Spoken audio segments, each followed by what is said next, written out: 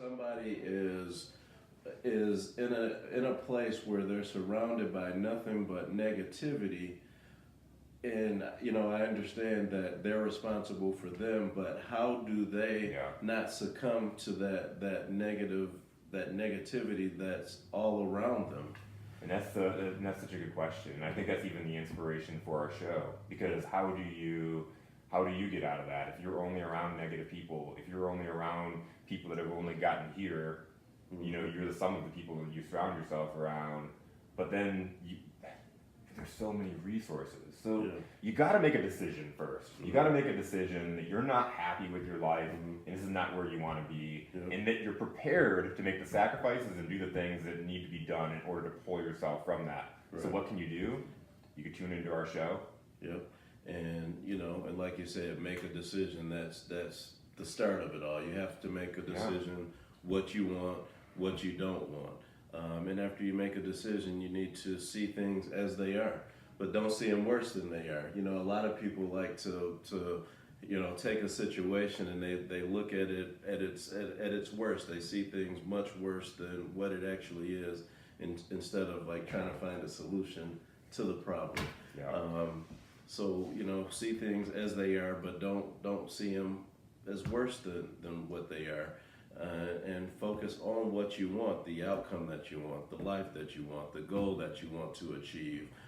Whatever it is that you want, whether it's overcoming an adversity or getting to the next level of your life, whatever that is, you have to focus on that thing and don't focus on the things that we don't want, because that's what generally happens. We focus on the things that we don't want, not the things that we do. Yeah, and it multiplies. So here's the thing: we don't describe what we see in life. We see what we describe.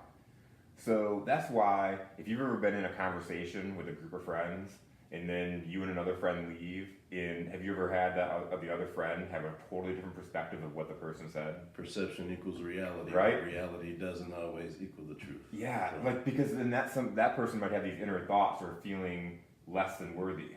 They might feel like they're not at the same level as everybody else, so they're not self-confident. So then when this person's talking, they're interpreting a message that this person's talking bad about them, or that they don't fit into this conversation. So they get a totally different perspective of the person that's aligned with the person that's speaking, that does not have self-awareness issues.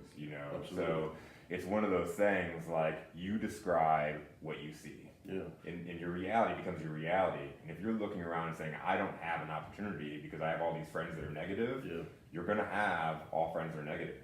What we focus on is what creates our reality. So it's impossible for us to focus on everything.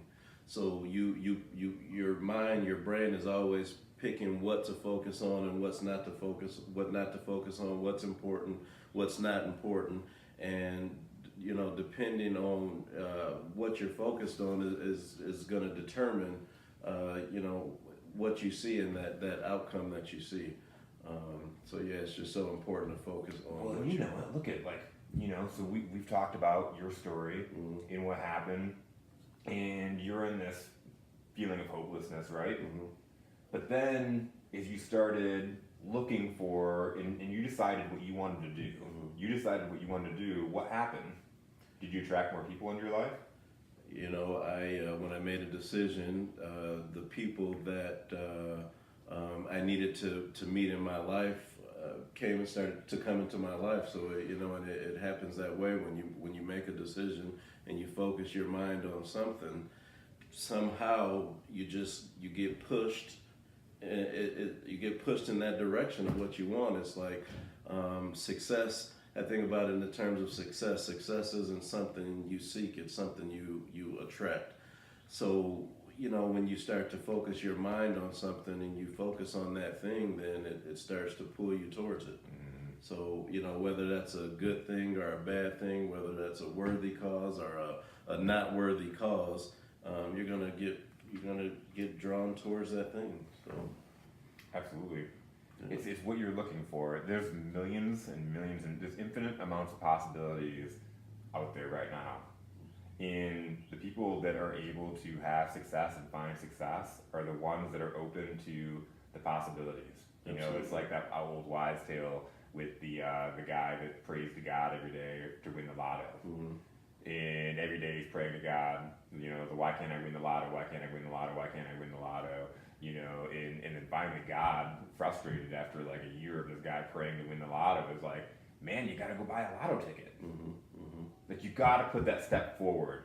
So make that decision and then start taking action. Absolutely. And we've covered questions before, but here's some detail on how to start getting yourself out of this. You know, like we said, make a decision. Where do you want to be at in life?